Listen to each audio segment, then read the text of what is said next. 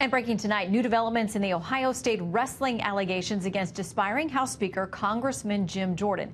We're also monitoring some breaking news from the NFL preseason football games tonight. Trace Gallagher covering both cases for us. Good evening, Trace.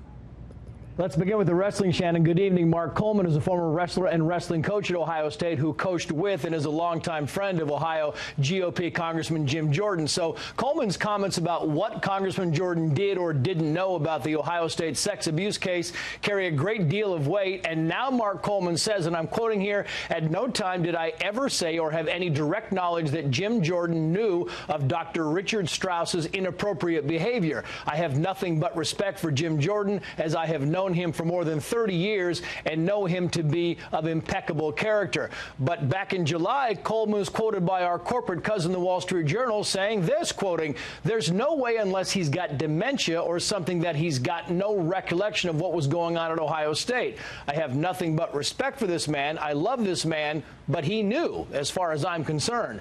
Other former wrestlers have also accused Jordan of knowing about the abuse but not reporting it, including Mike DiSabato, who is leading the charge against Jordan. But now Mark Coleman is at odds with DiSabato, quoting again, "I am distancing myself from Mike DiSabato as he is not my manager and does not speak for me." Dr. Strauss is accused of sexually abusing student athletes in 14 sports at Ohio State over 21 years. Strauss himself killed himself back in 2005. There has been no comment tonight from Congressman Jim Jordan. Shannon. Okay, Trace, also tonight, in a related sports story, it sounds like the players are still protesting the national anthem as we kick off preseason NFL.